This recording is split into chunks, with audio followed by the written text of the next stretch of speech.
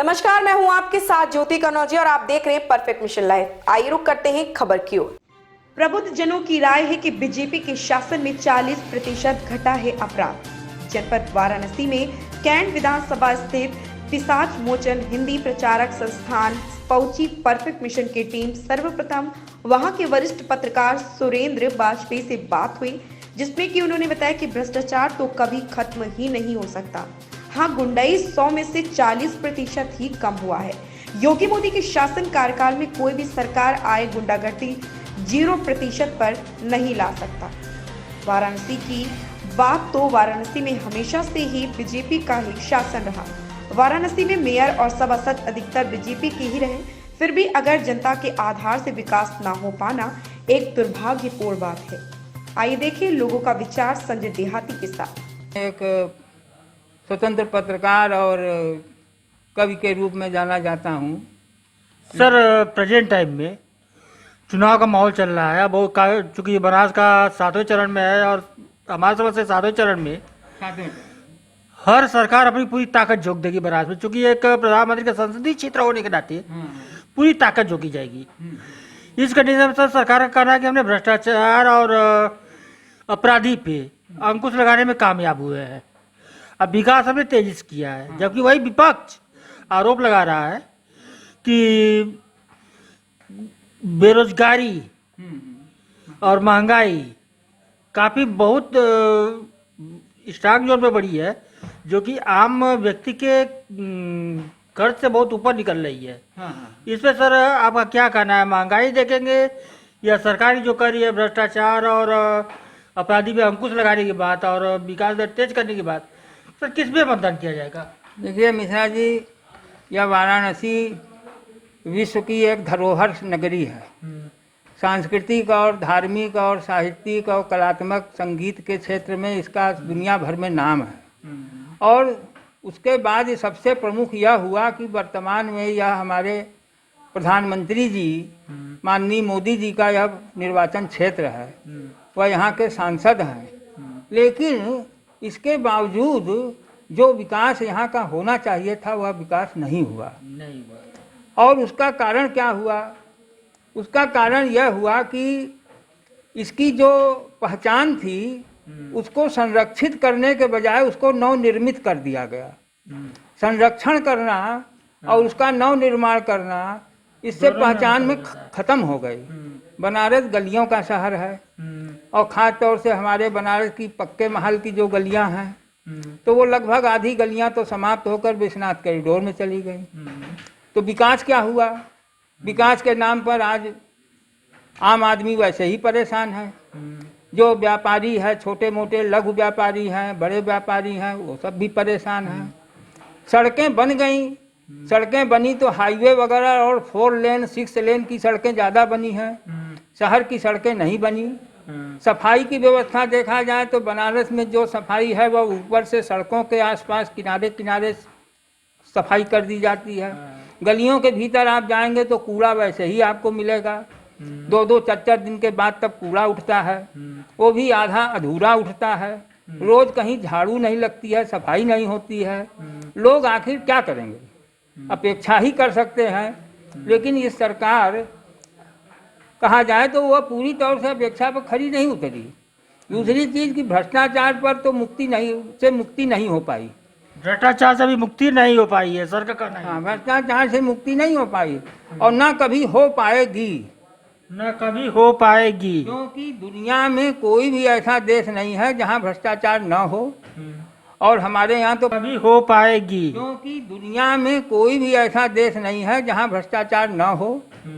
और हमारे यहाँ तो पहले से भी बहुत ज़्यादा रहा है और अभी भी वो बेलगाम है। हाँ, सुरक्षा की बात आपने करी है, तो सुरक्षा के मामले में हम समझ रहे हैं शायद 40% जो है वह कुछ सुरक्षा हुई हो। 40%, 60% नहीं है। 40% में जो कुछ माफिया वगैरह है वो कुछ दबाव में आए, कुछ हनक में आए, है ना, कुछ वो दब धमकाए गए, कुछ की संपत्तियां जब्त हुई, बहुतों की संपत्तियां नष्ट भी कर दी गई। तो इस तरह से कुछ लोग दुबक गए हैं। वो ख़त्म नहीं हुए हैं, दुबक गए हैं। वो मौका पाते ही फिर उभरेंगे। और फिर क्या होगा? फिर समाज फिर वही तांडव होगा, फिर वही गुंडई होगी, फिर वही सीना, जिसको कहते हैं कि चोरी भी और सीना जोरी भी, वो स्थिति खड़ी है।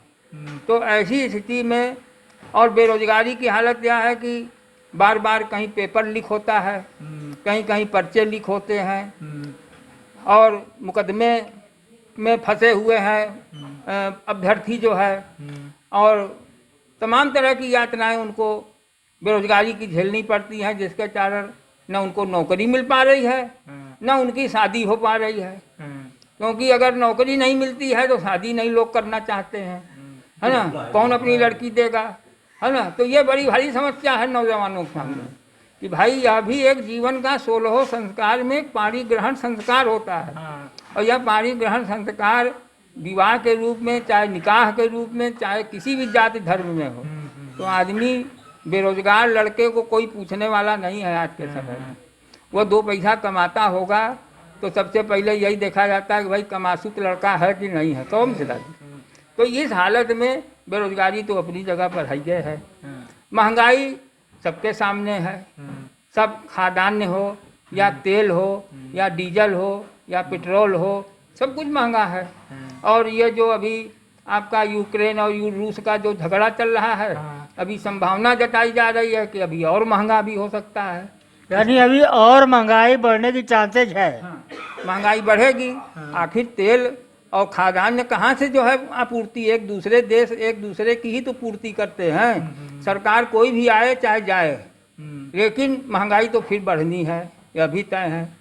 तो सरकार के किसी आने जाने से कोई फर्क नहीं पड़ने वाला है, पड़ना नहीं पड़ता है। सरकार तो जो अभी वर्तमान में रही है, उस समय तो झगड़ा नहीं था 5 साल तक। 5 साल के भीतर में महंगाई क्यों बढ़ गई? अब इसका कारण तो सरकार बताएगी कि जमाखोरी हो रही है, कि सरकार को फायदा मिल रहा है, कि सरकार के माध्यम बड़े बड़े उद्योगपतियों को फायदा मिल रहा है। ये तो सरकार की अपनी नीति है। कहीं कहीं मिस्टेक तो है, गड़बड़ी तो है यहाँ पे, कहीं कहीं गड़बड़ी है। दूसरी चीज, पहले एक लिमिटेशन था स्टॉक करने का, चाहे तेल हो, खाद्यान्न हो, है ना, अनाज हो, सबका एक लिमिटेशन था कि आप इतना स्टॉक कर सकते हैं, हो गई। लेकिन आज भी एक भी नाले बंद नहीं हुए। सारे नालों का पानी राजघाट से लेके 80 तक सब पानी गंगा जी में जा रहा है। और उसके बाद गंगा जी में जब वाटर बोट चलेगा, गंगा जी में जब स्टीमर चलेंगे, तो उसका भी तो प्रदूषण फैलेगा पानी में। जो पानी मैंने तो कई साल बाद जाके अभी गंगा जी देखा, तो गंगा जी का पानी जो हरा हरा दिखता था, अजूरी में उठाने पर उसमें चमक रहती थी, वह पानी पूरा का पूरा काला पड़ गया है। इसकी वजह क्या है? ये बड़े बड़े वैज्ञानिक, प्रदूषण से संबंधित लोग हैं, इन लोगों को इस बात की को अपने में लेना चाहिए और इस पर सरकार को जागरूक करना चाहिए। सरकार का भी, जबकि गंगा सफाई पे अब तक अरबों रुपया खर्च किया जा चुका है। अरे भाई, उसमें 20-22 हजार करोड़ रुपए सेंक्शन हुए थे, और वो 20-22 हजार करोड़ रुपए कहाँ चलेगा गंगा जी के नाम पर? किस जगह हुआ काम? बनारस में तो नहीं दिखता, और कहीं हुआ हो तो भाई हम नहीं देखने गए हैं। बनारस में तो नहीं हुआ है। हाँ, घाटों का सुंदरीकरण कर दिया गया, जो हमारे घाट हैं उनमें बिजली बत्ती झालर मालर लगा दिया गया, रात को चमक दमक पैदा हो गई, हो गया। तो यही स्वच्छता अभियान हुआ है, यही स्वच्छता अभियान जो नजर आ रहा है। नजर आ रहा है, बाकी तो और नजर नहीं आ रहा है। तो सच्चा मेन मुद्दा तो हमारा रह ही गया। हाँ। कि अब की बारी किस चीज में जनता करेगी मतदान? बेरोजगारी या भ्रष्टाचार या इस पे? सर देखिए, बनारस जो है वह माना जाता है कि यह पूरी तौर से भाजपा का क्षेत्र है। यहाँ पर आज से नहीं, जब भी किसी की गवर्नमेंट रही हो प्रदेश स्तर पर, चाहे मुलायम सिंह जी रहे हों, चाहे अखिलेश जी रहे हों, चाहे इसके पहले चंद्रभान गुप्ता जी रहे हों, चाहे कमलापति जी रहे हों, चाहे राजनाथ सिंह जी रहे हों, चाहे कल्याण सिंह जी रहे हों, यहाँ हमेशा भाजपा ही लगभग जीतती रही है प्रायः। यानी भाजपा का गढ़ रहा है बनारस गढ़ रहा है। यहाँ के मेयर, यहाँ के पार्षद, यहाँ के विधायक, यहाँ के सांसद सब लगातार ज़्यादा से ज़्यादा भारतीय जनता पार्टी के ही, और उसके पहले जनसंघ था, तो जनसंघ के ही लोग बना करते थे। लेकिन जो काम होना चाहिए था वह नहीं हुआ। सरकार के रहते हुए भी नहीं हुआ, सरकार के रहते हुए भी वो कार्य नहीं हुआ जो होना चाहिए बनारस में। नहीं हुआ। हाँ, हमारे सरकार ये आरोप भी है यह दुख का और ये दुख की बात है। आइए बात करते हैं थोड़ा सा राकेश सिंह जी से। राजेश सिंह, देखिए इनका क्या कहना है। सर पहले बताइए कि आपका शुभ नाम क्या है। राजेश कुमार सिंह।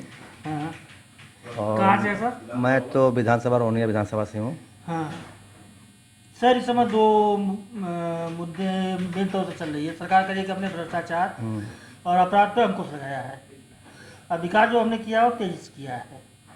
और विपक्ष कर रहा है कि महंगाई और बेरोजगारी अपने चरम पे पहुंच चुकी है। देखिए, भ्रष्टाचार तो जब प्रधानमंत्री हमारे जो संसदीय क्षेत्र के सारी कामयाबी मानी जाएगी। और बेरोजगारी का मुद्दा है तो बेरोजगारी, देखिए हर व्यक्ति, हर गार्जियन चाह रहा है कि हमारे बच्चे को सरकारी नौकरी मिल जाए, तो ये मुमकिन नहीं है। और बेरोजगारी में होता क्या है कि भाई आप प्राइवेट जॉब भी कर रहे हो, अपना कारोबार भी कर रहे हो, छोटा सा कारोबार भी कर रहे हो, तो वो भी एक रोजगार ही होता है। तो बेरोजगारी तो देखिए इतनी बड़ी आबादी हमारे देश की है, तो ऐसा नहीं है कि कोई जादू छड़ी आएगा हिलाएगा तुरंत बेरोजगारी खत्म हो जाएगी। है कि मतलब ठीक है। अब हमको पता है, आपको पता है कि सरकारी विभाग में लोग काम कर रहे हैं, लाखों रुपये तनख्वाह पाते हैं, किस प्रकार से काम करते हैं। और वही प्राइवेट के लोग उसका 10वां हिस्सा पाएंगे, दिन रात मेहनत करेंगे। तो सरकार उस पर भी गौर कर रही है कि उसको प्राइवेटाइजेशन किया जाए, जो भी किया जाए। मतलब गवर्नमेंट के अंडरटेकिंग में रख के उसको प्राइवेट में करके उसको 4 पार्ट में करेंगे। जो एक एम्प्लॉय करता है उसको 4 एम्प्लॉय में काम करेंगे, तो उसको भी इम्प्लीमेंट किया जा रहा है। और भ्रष्टा और रगे माफियागिरी, गुंडागिरी तो बहुत अच्छा खासा लगाम लगा हुआ है। और सफाई की बात हो रही है, सफाई के मुद्दे पे बात कर रहे थे कि सफाई के मुद्दे पे गवर्नमेंट तो सबको कहती है, आह्वान करती है, भैया देखिए ये काम करना है। सरकार जो है डिवाइडर बना रही है, रंगरोगन कर रही है, लेकिन आम जनमानस को भी चाहिए अपना नैतिक कर्तव्य, उसकी सफाई पे ध्यान दें। अब बनारस की बात करें तो बनारस पे समझ लीजिए कि 80% लोग तो पान खाते होंगे। बहुत से बुद्धिजीवी हैं कि जो रास्ते चलते नहीं थूकते हैं, नहीं कहता थूक दिए, वहाँ ही कर दिए। वहाँ अभी हम कैंट पे 2 दिन पहले की बात बता रहा हूँ, ऐसे वहाँ पे एक सज्जन जो है खड़े होकर पेशाब कर रहे थे, पुलिस मना कर रहा है, वो कर रहा है, दौड़ाए उसको, पकड़े भी उसको, थोड़ा सा हड़काए भी। तो ये सब जनता की भी अपनी नैतिक कर्तव्य है कि सफाई पे विशेष ध्यान दें। यहाँ पे यानी कि बनारस में अपनी जनता अपनी नैतिक कर्तव्य का पालन नहीं कर रही है। नहीं कर पा रही है। सरकार तो सब देखिए, सरकार सब कुछ नहीं करेगी। सरकार के एक जन को नहीं कहेगी कि आप ये कीजिए, वो कीजिए, वो कीजिए। सफाई होता है कि हमारा नैतिक कर्तव्य। अब देखिए एक शहर है आपका इंदौर, वहाँ पे पब्लिक इतनी कॉन्शियस है कि कूड़ादान को कहाँ पे रखना है, कैसे करना है, तो वो पब्लिक करती है, फिर गवर्नमेंट वहाँ से उठाती है। यहाँ पे क्या हुआ, लेके कचरा रोड पे फेंक दिए, वहाँ फेंक दिए, तो ये मतलब नहीं हुआ। फिर ये मतलब नहीं हुआ। सर महंगाई पर क्या करना है? महंगाई देखिए, महंगाई तो अगर ऐसी चीज़ है कि एक ग्राफ होता है हर साल का, ठीक है। आज स्थिति जो है इंडिया की दिख रही है, इंडिया में आज पेट्रोल का रेट मान लीजिए जो भी है, सन 14 में जब प्रधानमंत्री मोदी जी बने थे उस समय पेट्रोल थी 82 रुपये लीटर। उस कंपेरिजन में आप देखेंगे तो तुलनात्मक तो आपको लगेगा कमी है। आज पाकिस्तान में कही है वर्ल्ड वाइड में कि पेट्रोल कीमत 200 रुपये लीटर। अक्सर हम पाकिस्तान से ही क्यों तुलना करते हैं, जबकि हमको चीन से करना चाहिए। नहीं बताया आपको, क्योंकि आबादी हमारी चीन की क्षमता के सुनिए पाकिस्तान की बात में, पाकिस्तान चाइना कही है चाहे अमेरिका कही है, पेट्रोल से लेके हर चीज़ कीमत जो है अभूतपूर्व हो चुकी है, ठीक है। अब महंगाई जो है एक ऐसी चीज़ है कि महंगाई के साथ साथ लोगों का अपना अपना जो है कारोबार का जो क्षमता होता है इनकम का, वो भी बढ़ता रहता है। अब महंगाई तो ऐसी चीज़ है, महंगाई पे कभी कोई कंट्रोल नहीं किया है। जैसे मान लीजिएगा टमाटर 200 रुपये किलो हो गई, ठीक है, तो क्या जरूरत है टमाटर खा के जिएंगे? छोड़ देंगे टमाटर, नहीं खाएंगे? जो चीज़ महंगा है उसको छोड़ देंगे। आपके ओपिनियन के हिसाब से सर एक सवाल मेरा और भी बनता है, हाँ। जो कि बहुत ही अहम है। हाँ। सर अभी एक बयान आया था अमित शाह जी का, हाँ। कि भरत जी गए थे रावण से ज्ञान लेने के लिए, कितना सही है? किससे? रावण से ज्ञान लेने के लिए भरत जी गए, हाँ, ये कितना सही है? सही है। भाषण में आया था सर। देखिए रावण बहुत बड़े ज्ञानी थे। सर तो क्या विभीषण गए थे कि लक्ष्मण गए थे? हाँ, विभीषण गए थे ज्ञान लेने की, लक्ष्मण गए थे? नहीं हमको रावण पर तो लक्ष्मण गए थे। लक्ष्मण गए थे, हाँ, राम जी भेजे थे। क्योंकि सर विभीषण कहा गया, तो ना। बताइए सर कितनी जानकारी है? भरत नहीं राम, वो भरत गए थे, लक्ष्मण जी गए थे। भरत कहा गया था शाह जी की तरफ से कि भरत को भेजा। भरत अच्छा कहा अच्छा गया। तो उस पे हम क्या अच्छा अच्छा, तो वहाँ पे कौन गया था सर? नहीं वो तो लक्ष्मण जी गए थे। लक्ष्मण जी गए थे। धन्यवाद सर। धन्यवाद। कभी कभी कोई देखिए बता दूं, बड़े बड़े सुनिए, नहीं एक बात और बता रहा हूँ, कुछ बातें मुंह से फिसल जाती हैं तो उसको अन्यथा न लें। कभी ऐसी बातें होती है कि उसके लिए आप उसको बहुत बड़ा सर चलिए सर, हम मान लेते हैं मुंह से फिसल जाती है सर, हम मुंह से फिसल जाती है सर, एक बात नॉर्मल है सर। एक बात और हो गई, देखिए राष्ट्र सर्वोपरि है, राष्ट्र से बढ़कर कुछ चीज नहीं है, मेरा अपना मानना है, मेरा अपना व्यक्तिगत मानना है, ठीक है। ये राष्ट्र आज देखिए यूक्रेन की क्या हालत स्थिति है, हाय तबाह मची हुई है ना। यदि राष्ट्र अपना सुरक्षित रहेगा तो हम सुकून से 2 रोटी खाएंगे, इज्जत से रहेंगे, सीना तान के रहेंगे। तो हमारे प्रधानमंत्री मोदी जी जो भी कर रहे हैं हमारे समझ से बहुत अच्छा कर रहे हैं। एक बार योगी जी को और आना चाहिए। मोदी जी को तो अभी भी जनता काफी पसंद कर रही है। नहीं वो तो पसंद करेगी भी, वो पसंद करने योग्य व्यक्ति भी हैं, और योगी जी एक बार आएंगे और आना चाहिए। मगर सर कहीं ना कहीं सर ज्ञान अधूरा है, ये बात भी आपको मानना पड़ेगा सर। ठीक है, ज्ञान अधूरा है तो एक देखिए, किसी को मुलायम सिंह भी 15 साल 20 साल राज्य किए, मायावती भी की, एक बार योगी जी को 5 साल देख के देखिए, एक नहीं करेंगे पब्लिक उठा के फेंक देगी बाहर। वो तो सर जनता आज 3 बार से करती आ रही है, जिसको जिता रही है पूरा बहुमत चला रही है, और जिसको निकाल लिया एकदम बाहर निकाल दे रही है। धन्यवाद सर आपका। सर पहले तो हम आपका नाम जानना चाहेंगे। रमेश चंद्र चौबे। रमेश चंद्र चौबे जी। सर सरकार कहती है कि हमने गुंडागर्दी और भ्रष्टाचार को कम किया है, जबकि विपक्ष का प्रमुख मुद्दा है कि महंगाई और बेरोजगारी आम जनता की कमर तोड़ रखी है। इस पे आपका क्या कहना है? अब के भाई जनता किस पे जाएगी मतदान करने? वो जनता तो जाएगी कि गुंडागर्दी जहाँ पर नहीं हो रही है उस तरफ में जाएगी। महंगाई और ये भ्रष्टाचार, महंगाई का अगर लेते हैं तो महंगाई तो कभी कम भी होगी ज़्यादा भी होगी तो बात की बात है, लेकिन मेन जो गुंडागर्दी जो मतलब यह है कि बेरोजगारी भी है, अब बेरोजगारी भी हो कोई फर्क नहीं है, लेकिन मेन जो गुंडागर्दी ये कम, इससे काफ़ी लोगों को राहत हुआ है। इसलिए भाजपा जो है नंबर 1 की सरकार है। भाजपा नंबर 1 की सरकार आपके नजर में। सर एक और सवाल है, चूँकि भाजपा से ही जुड़ी हुई। सर जो बड़े चेहरे हैं उनसे तो कोई दोस्त लोग नहीं दे रहे उनका, लेकिन सर जो उनके अंतर्गत में जो विधायक और जो अन्य लोग आ रहे हैं उनका है कि वो जनता के बीच पहुंच नहीं रहे। इसमें आप क्या कहेंगे? नहीं, इस पर हम देखिए कहीं कुछ नहीं कर पाएंगे, इसलिए बस। इस पे आप कुछ नहीं कहेंगे? जी नहीं। ये सर जनता के बीच पहुंच रहे कि नहीं पहुंच रहे ये तो कम बता नहीं, अब ये भी हम नहीं बता पाए, सिर्फ हम तो अपने तक। विमल चंद्र जी, सर कहाँ से? हम सेवापुरी से हैं। सेवापुरी से। हाँ, सर अब की भाई सरकार का दो जो कि पक्ष और विपक्ष का दोनों का अलग अलग मुद्दा है। पहला तो पक्ष कह रहा है सर कि जो सरकार में मौजूद है उनका कहना है सर कि गुंडागर्दी और माफियागिरी को हमने ख़त्म किया है, अब भ्रष्टाचार को। जबकि वही विपक्ष का कहना है कि बेरोजगारी और महंगाई आम जनता की कमर तोड़ रही है। इसमें सर किस मुद्दे पे जनता जाएगी मतदान करने के लिए इस पे आपका क्या विचार है? मतदान करने के लिए जा रही है, महंगाई और तो ये है। हाँ, महंगाई तो आदमी को परेशान कर ही रही है, इसमें कोई दो राय नहीं है। और रही बात गुंडागर्दी की, भाई गुंडागर्दी अब चल ही रहा है, कम तो है, लेकिन अब जैसे है कि गुंडागर्दी तो है। अब इससे गुंडागर्दी मामले में ऐसे अभी बैठे हैं वो आपको मार दें तो उसमें सरकार क्या करेगी? सरकार अब हमको थोड़ी जान रही है कि मैं क्या चीज़ हूँ, कैसे हूँ, हमारे पास क्या है क्या नहीं है। तो गुंडागर्दी तो कम हुआ है, लेकिन अभी भी काफ़ी हद तक है, नील नहीं है, जीरो नहीं है। तो अभी से किसी ने कहा कि 40-60 का है, तो वो बिल्कुल सही बात उन्होंने कहा। और रही बात ही गुंडागर्दी कम एकदम नहीं हुई है। और महंगाई तो है भाई, देखिए एक भले बड़े लोगों के लिए नहीं है, लेकिन एक मिडिल क्लास या छोटे तबके के लोगों के लिए तो भाई अब वही तो मुझे सरसों का तेल जो आदमी 100 रुपये के अंदर खरीदता था 200 के ऊपर 200 से खरीद रहा है, तो महंगाई तो काफ़ी है। तो महंगाई का मुद्दा तो इस सरकार के उस पर जाता है, सरकार को थोड़ा डाउन करता है। और ऐसे रोजगार की बात है तो रोजगार भाई कभी कोई वैकेंसी कायदे से निकली नहीं, कोई वैकेंसी ऐसा कुछ हुआ नहीं। तो ये सब चीज़ें जो है सरकार की माइनस पॉइंट तो है ही। सर एक चीज़ और, एक बहुत बड़ा लोग कहते हैं कि ये ट्रम्प कार्ड भी बन सकता है विपक्ष के लिए। पुराना वेतनमान पेंशन योजना सरकार ने रोक रखी थी।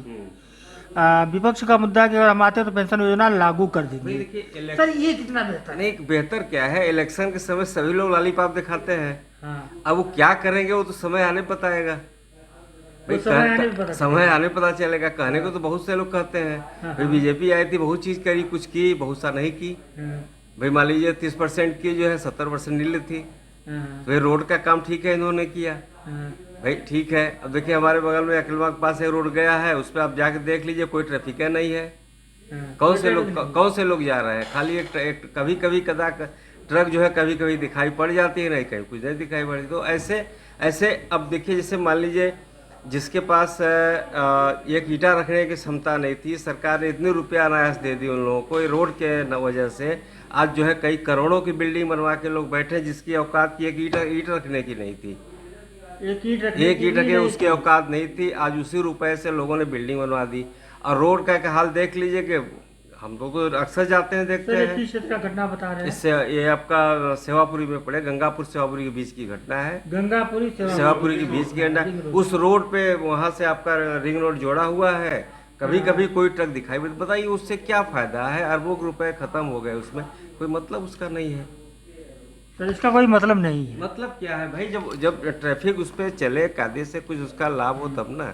अब पता लगा किसी का हम बाइक से जा रहे हैं, हमको बनारस आना है, शॉर्टकट हम निकल गए चाप के उधर साले को, तो वो कोई मतलब उसका नहीं है, कायदे से देखा है। तो ये सब बहुत सी चीजें मिस यूज किए हैं ये लोग।